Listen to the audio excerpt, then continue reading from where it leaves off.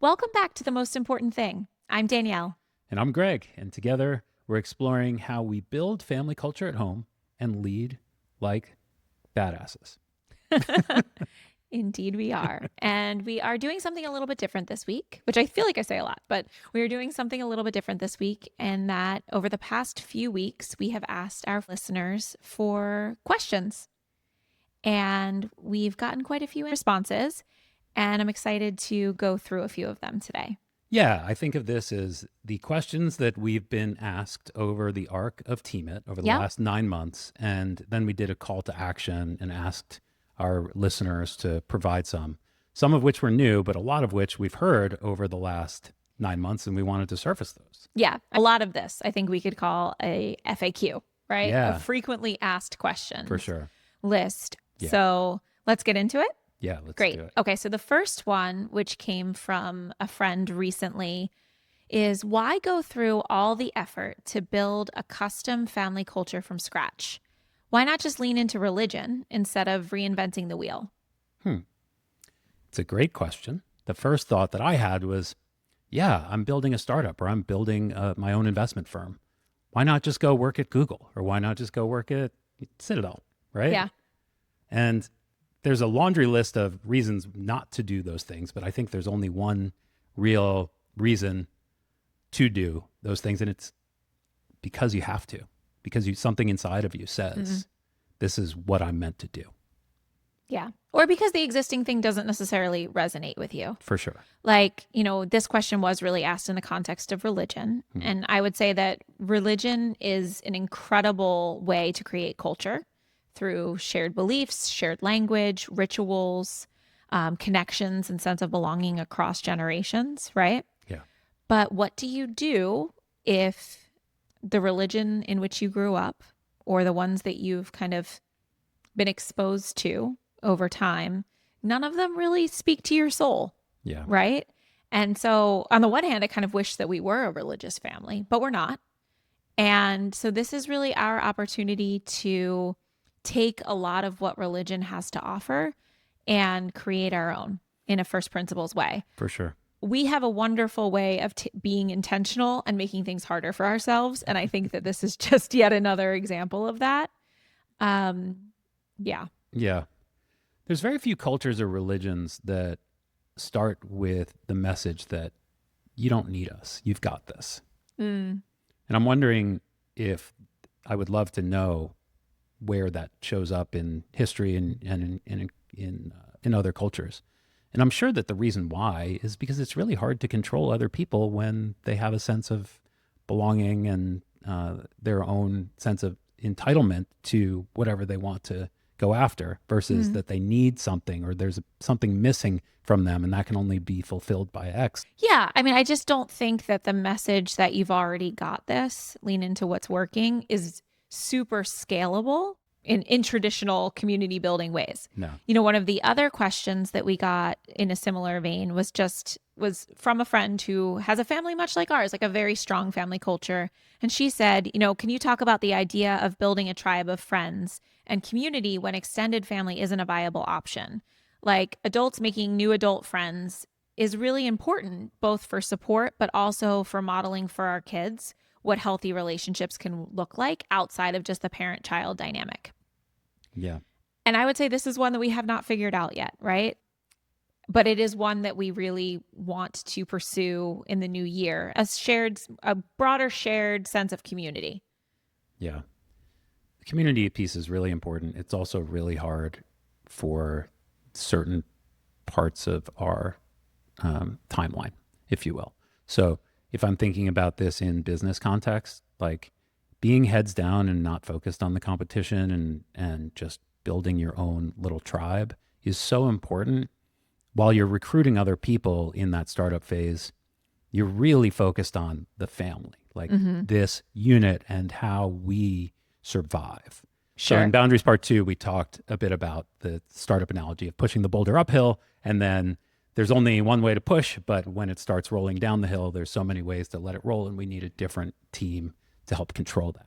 And I think that getting over that horizon, getting over the hump, is really what has allowed us to, like, that focus means that we weren't so focused on community. It just means that that community wasn't that important to us. And now we're going to explore what that looks like, right? Yes. And that is our hope for 2026 is to really start to explore what that looks like.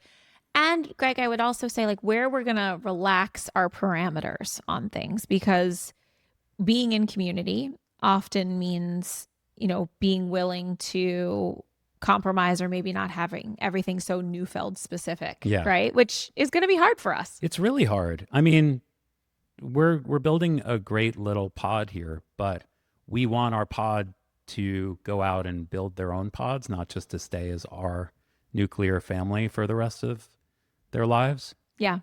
We were talking last night about the Jerry Jones scene in Landman, where he talked about how great it was to build a business with his kids. And your response, I think, was amazing, which is basically like, we've got so much to offer. We don't want to just be on one track. We need to go and diversify, right? We want to be the PayPal Mafia. We don't want to be... That's right. Right? That is a really great analogy, the PayPal Mafia of my dreams. Yeah. Yes. And sometimes it's too comfortable, right? So, back to the business world, I've been speaking with a couple of folks from Two Sigma recently. And I have to say, I've never met someone from Two Sigma that I didn't like. The culture there is incredible. But as a few of them told me, I'm here for life. You'll have to carry me out in our team colored casket. Interesting. And that's because they make it so comfortable. They make it easy to show up day after day. They make it easy to work. They make it easy to have a family. They make it easy to have all the amenities that you need. They make it easy to, have all the systems and the latest technology and the fastest everything, right? Like, I understand that. And we have to make things a little bit uncomfortable on ourselves so that we can make sure to show up more like the PayPal Mafia than like Two Sigma. That's a really great analogy. I'm going to sit with that one for a bit. Cool. So extending this metaphor then of a family culture that is much like an organization or a startup, we got a question where the guy said, I love the startup model of family, but one challenge I see is that your children are not employees and they aren't your equals. How do you manage discipline and ultimately accountability while trying to democratize family decisions? That's a hell of a question. One, I think the startup model of family is an interesting phrase that we're trying not to lean into too hard. Yes. People often say that like, oh, you guys are like family as a startup. And I'm like, oh, that's not quite right.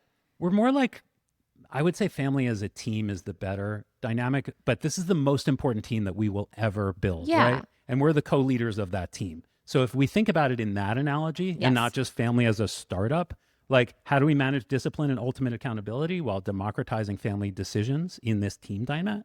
I mean, just as you would in any high-performing team. Right. I don't think it's any different.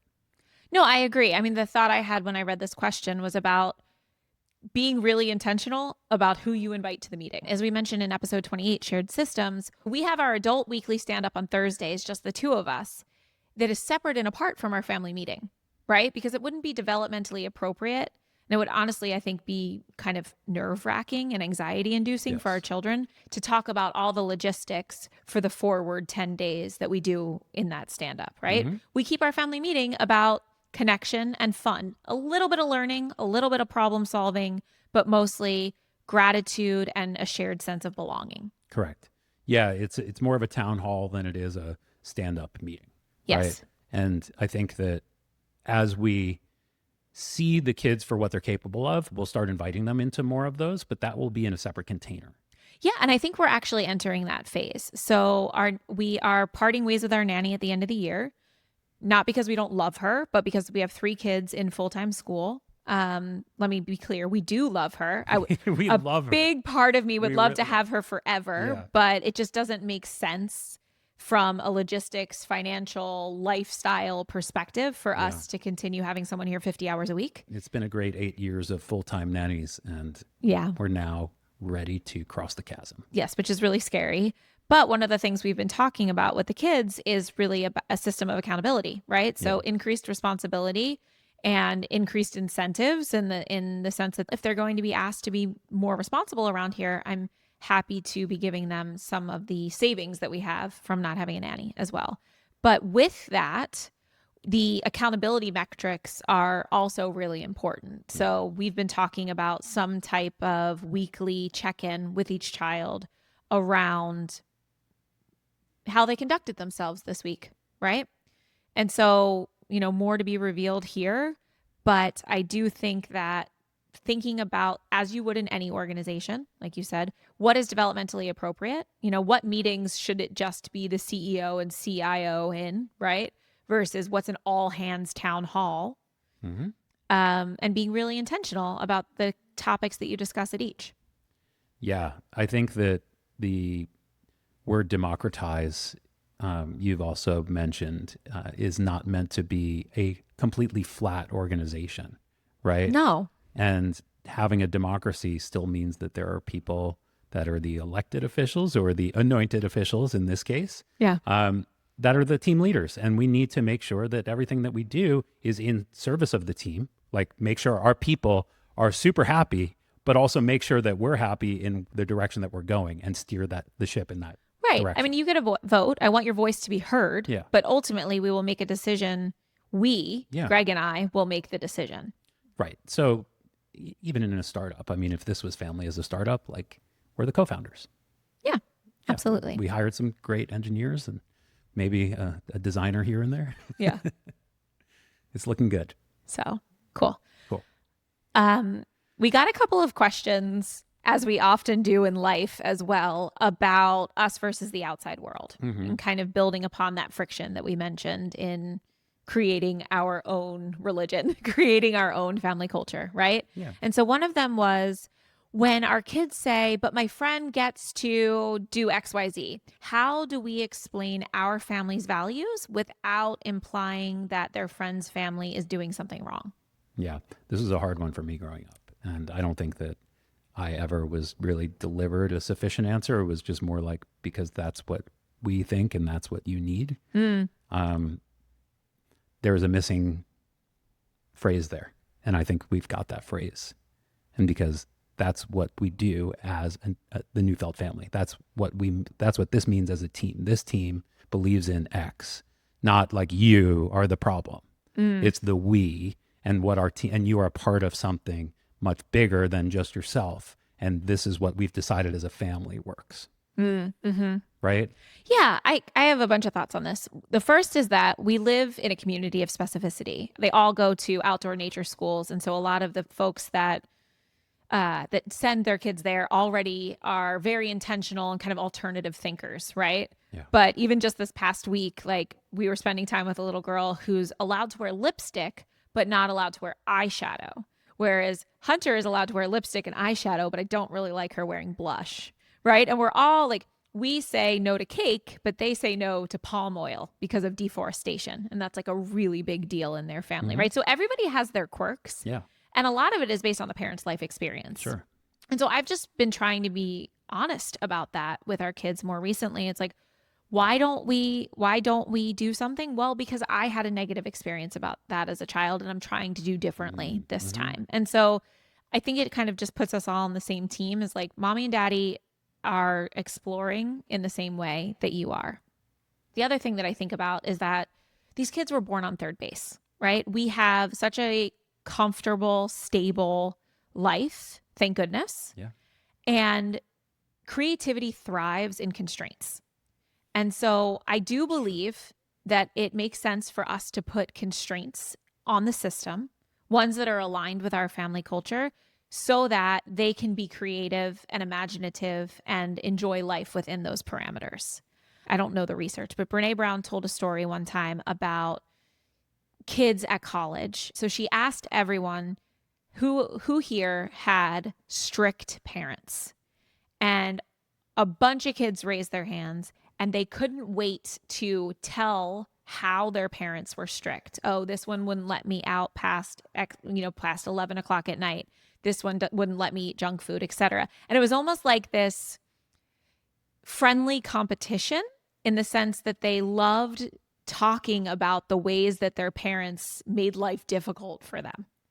Where what she noticed was that the children who had more relaxed parents weren't necessarily able to contribute in that way, and almost felt badly about themselves. Yeah, that's an interesting thing. Like, the struggle leads to strength, being defined by the constraints that you were up against and realizing that you made it to the other side and that either your parents, were doing the right thing because of that, or like they were just being hard on you and, that was how tough you had it. Back to the like walking up the hill 10 miles to school both ways. Yeah, exactly. Okay, so the next one. Do you want to read the next one? Sure.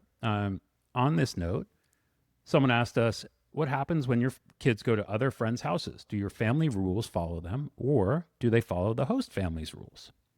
That's a good question. I think that culture and being immersed in someone's culture and being part of their home for a day or an hour or whatever, like, comes with some privileges and some new things to try.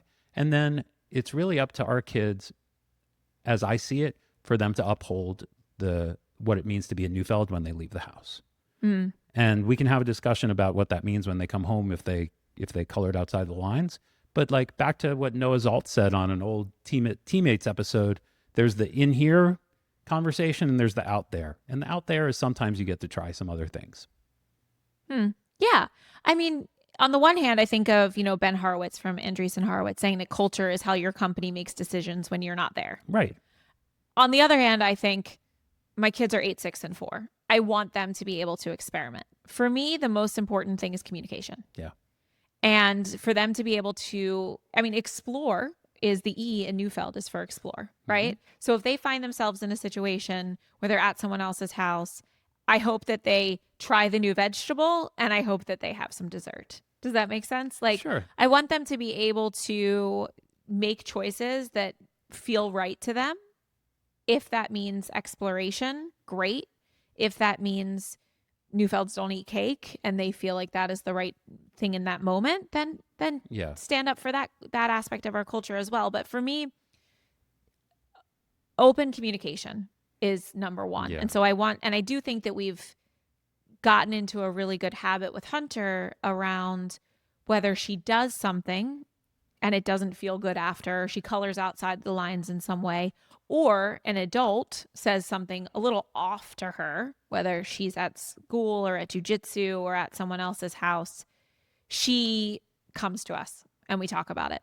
And we really try in those moments to take it and put it in between us, I guess. What would be the term? Like, so I really try to compose myself and keep my composure in those opportunities to recognize that no matter what comes out of this child's mouth, my job is to support the fact that she told me rather than get upset with the fact that she did something she wasn't supposed to. Yep. Well, we can break this down into, I think, communication, which you brought up is probably the most important thing, is that they come back and are not deceitful about anything that happened that they felt, good, bad, or indifferent about. So that's one. The second piece is, we bring up a lot of food examples here, but I really think about what it means to be a Neufeld and to uphold, like, do you feel good about yourself there? And do you actually feel confident to make the decision that you know is right for you? Because there can be pressure. Yes. And peer pressure is only going to build with age. And it's no longer just going to be about what I did at someone else's house. It's going to be what I did at the mall with so-and-so. Yeah. Right. And so pressure and looking pressure in the face and saying, no, this is what I believe, and being strong-willed to say no or say yes, like whatever that is, I think is really, really important, is that pressure. And then 3, I think, is learning from those experiences. Yes. So the feedback loop, being like, this is what I did right, this is what I did wrong, this is how I'm going to play it next time, this made me feel good, this made me feel bad, etc. And that's really what this building culture means. We don't want to get into the parenting advice trap of this is what you do when you send your kid to a friend's house. Right. We're trying to say this is what you do in order so that your kids know what to do when they go to a friend's house. Right. So I guess what I'll just say overall is that when it comes to what happens to our kids going to friends' houses, is whether they do the same thing they would do in our house or they do something different, either way, it's no big deal. Yeah. Right? Number one is communication. Yep. It's feedback for all of us, because if they eat 5 brownies and then feel sick, that's definitely going to give them digestive feedback. Yeah. But it's also going to say, like, it's going to show us something that, like, oh, they really wanted to do that. And, like, I'm glad that they did, honestly. Yeah. So either way, no big deal. Sure. Okay. So then we got a couple of questions around tension, right? So the first one is, how do you handle it when you and your partner fundamentally disagree on how to parent a specific situation? For example, the decision to give Hunter an iPhone. How do you navigate giving each other leash on certain issues? It's a good question. Yeah. Rock, paper, scissors. Right? What else? Yeah, I guess I did call it leash. I didn't mean to make you sound like you were my dog or anything. But I do think about that. Like, if you Sure. have believability in a realm, Yep. at like as you do in technology, like, I was not going to go research the best kid camera for Hunter because, well, that's not my forte, and it happens to be your passion and forte, right? That I have to recognize where we can, I guess we called our shared systems episode divide, conquer, and connect, Yeah. right? And so this is just one of those where we have to divide and conquer. It doesn't mean that we can't have some level of accountability, or I don't have the ability to give you feedback on how it's going with the device, which, by the way, for everybody that's keeping up with our giving Hunter an iPhone, we're a week and a half in. Yeah. And I don't think she's picked it up Exactly. in the past 3 days. And that was my hope. Is She's go kind of all over the it apps. already. She wanted a camera. She can whip it out when she needs to record something. But she had a big dopamine build about I need to get a camera. Oh, I'm getting an iPhone. Oh, and then crash. Yeah. Like, I'm good. Interesting. Yeah. Yeah. So, but I'm sure that will ebb and flow. I have a funky answer here around what we'll call the disagreement protocol. Right? Okay. So when it comes to areas of competence and believability, Yes. a Ray Dalio ism, Yes. right? I look to you and you look to me where we have believability, as you Yes. just said, technology and things that you've researched. And when we have believability, even if it's not in line with my instinct, I don't ever want to shut you down for coming to me with a new idea. Mm-hmm. And what I've learned is that when you come to me with a new idea, as crazy as it may sound, there's likely some reason why you feel compelled to have researched that. And that goes back to, like, your confidence in your intelligence and your ability to navigate situations where you're not really all that often caught by somebody's charade. And so I'm just like, hey, 9 times out of 10, Danielle has come to me with meaningful, like, unorthodox ideas, and we've implemented them and started to go down the rabbit hole. And when we implement them, even if we don't because we decide it's not the right thing, we're doing it together. Yeah. So, Like, what would be a good example? I guess education and schooling. I mean, education and schooling is a great one, where you started talking about different models of schooling. I was like, no toys with batteries. Super early in the game, no toys with batteries, No mobiles above no the crib. mobiles, about all those things. I mean, more recently, just like even ideas that get planted in your head through the community, like a new breathwork protocol to try out. Like, Yeah. I'm always game. Like, Yes, you are. the downside is so minimal, and it's usually, like, in our self-interest to do these explorations.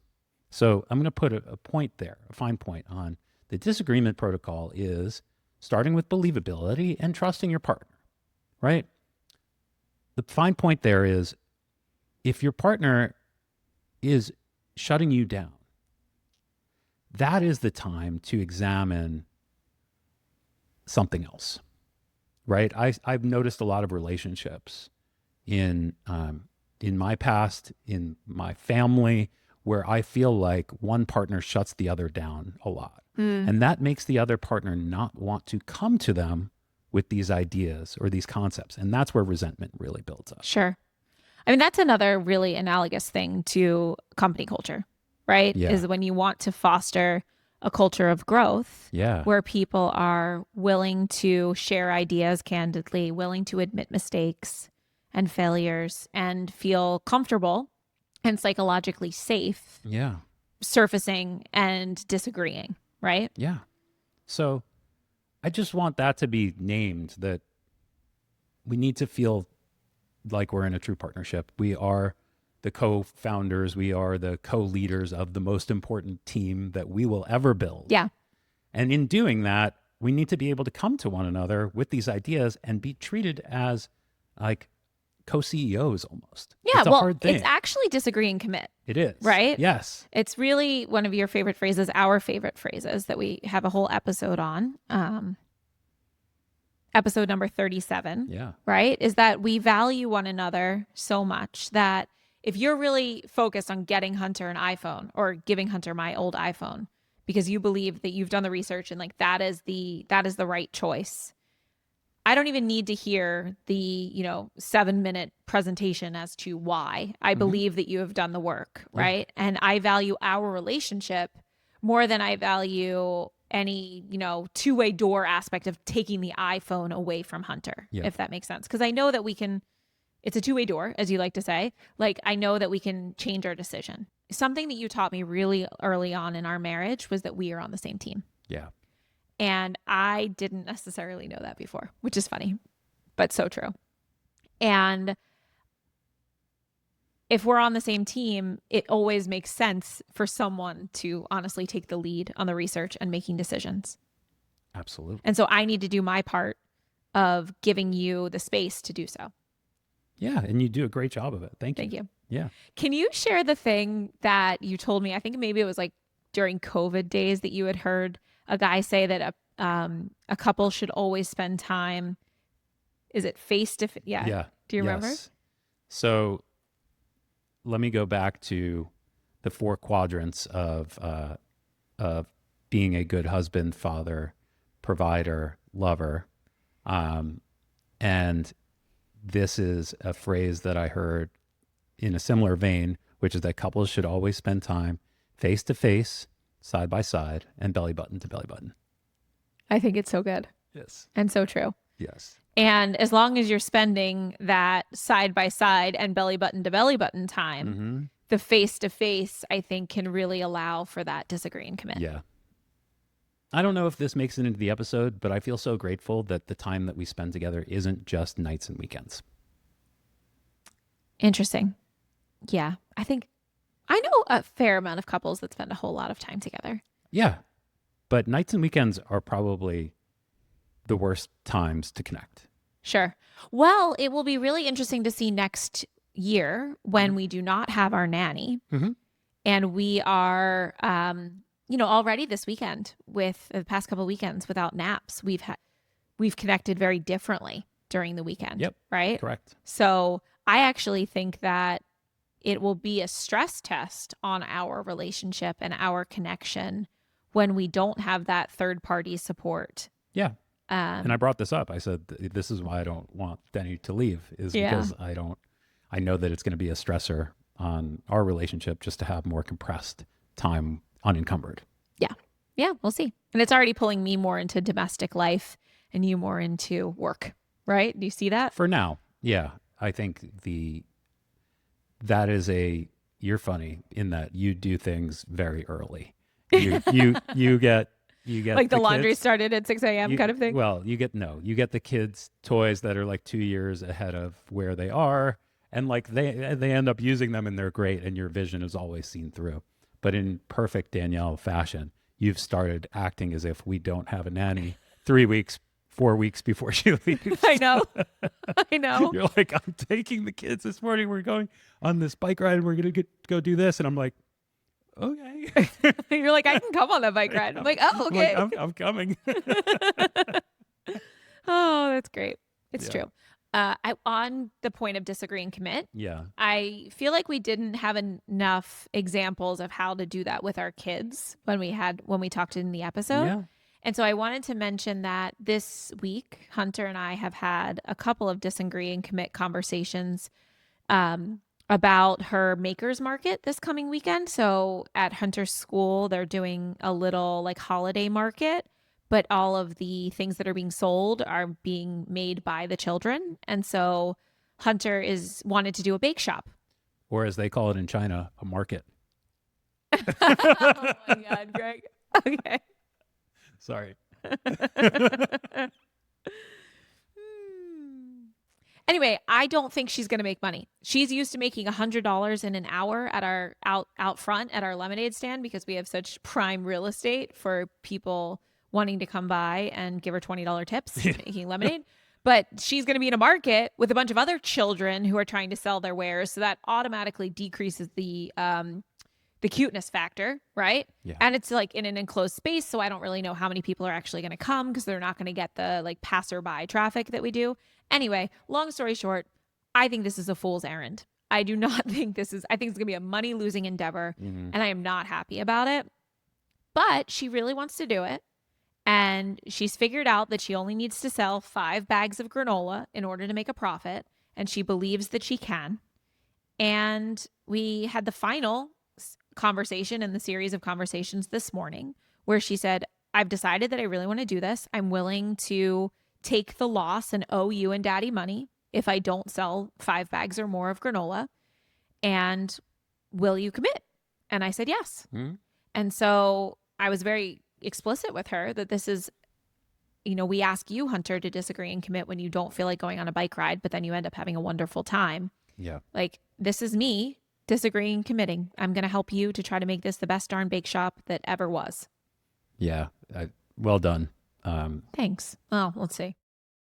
Okay. So that's disagree and commit and our disagreement protocol. Okay. And then another one on identity tension. How do you navigate the tension between wanting to be fully present with your family, but also needing space for purpose, work, and fitness outside of parenting? Whoa, if anybody has the answer to this, please share it with me. Yeah. It's a daily, momentary, I don't want to call it a struggle, but I want to call it like search for balance, I guess. Search for presence. Yeah. I've been waking up lately in the morning and just saying, okay, like you're going to get up and do hard things. And I think that makes it easier when all of these hard things show up. Like I have to find time for this. I have to find time for that.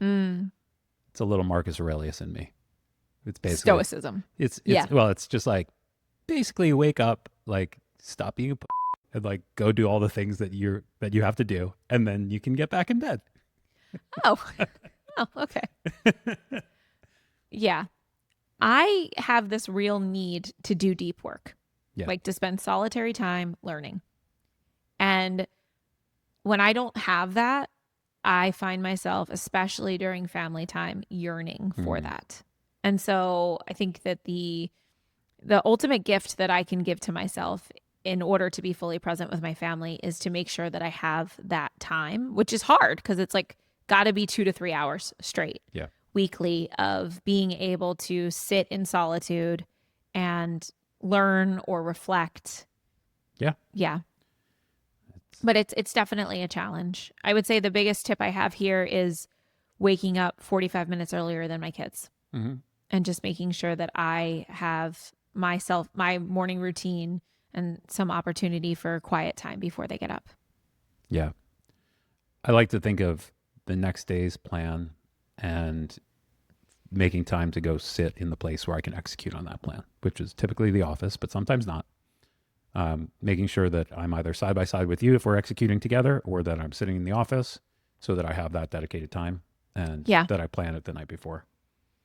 Yeah. I mean, the block schedule is incredibly effective for I'd this say time of life. That's the answer here is the block schedule. Yeah. And handoffs, right? Yep. And ad hoc handoffs and being like, you know what, Greg, I need 30 minutes to go like wash my face and watch some Housewives. Like, totally. Please feed the kids dinner. Yeah. Yeah. Exactly.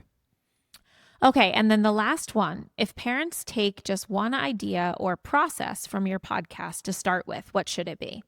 Well, we talk about the present moment, and that is really the reason why we do this. But there's so much more to it. Like the present moment is almost the product that we're creating through all of the culture building and all of the team building. It's still sometimes elusive. It's messy until you find the right containers. Yeah. Well, we're definitely in this like storming, forming, norming opportunity right now. Yeah. I mean, so if parents take one idea or process from our podcast, I would say it is this positive, coming from a place of competence. We are a vitamin, not a painkiller approach. And I really think that if you think about like the DSM-4 and like the diagnostic model where you have like a problem and then you have a solution on like how to repair it, that is not what we're doing here. No. What we're doing here is more in the realm of like positive psychology and just like the happiness project and ways to continue to keep the momentum going. Yes. That we have, leaning into what already works as a family, focusing on those moments of connection and belonging, and creating a rhythm of rituals that allow you to have joy as a family. Absolutely. Absolutely. The family is a team. That's what it comes down to. Yeah. And I would say, just to counterpoint that family as a team, it's stopping the focus on the one parent to one child. Here's my script. Yeah. Here's my opportunity to perform. If I do all the things on the checklist and the child is still my child is still having a tantrum, I have somehow failed as a parent. Yeah. Like, that is the stuff that we really want to get away from. We would love nothing more than to be the space where mothers and fathers, as leaders of their family, come together to focus on setting vision and creating values-aligned decision-making together. Yes. As opposed to, oh, I just read this book, I'm going to try these techniques with one of our 3 kids. Can you at least support me in that? Mm-hmm. Yeah. Right? Yeah, there's a lot of parenting advice out there. And most of it is about fixing moments, right? And here at Team It, we believe in building momentum. Yes. We're not raising kids, we're building culture. Okay, I like that. Yeah. So that's us. That's been 2025 at Team It. An amazing first 40 episodes. Yeah. In a nutshell. And I think we'll do this again. There are a couple questions that we weren't able to get to, so we'll do that next time. Yeah. And thanks so much for listening. Yeah. We hope that you continue to. Yeah, and have a wonderful holiday, and we'll see you in January. Yep. Love you, Goosey. Love you, Goosey.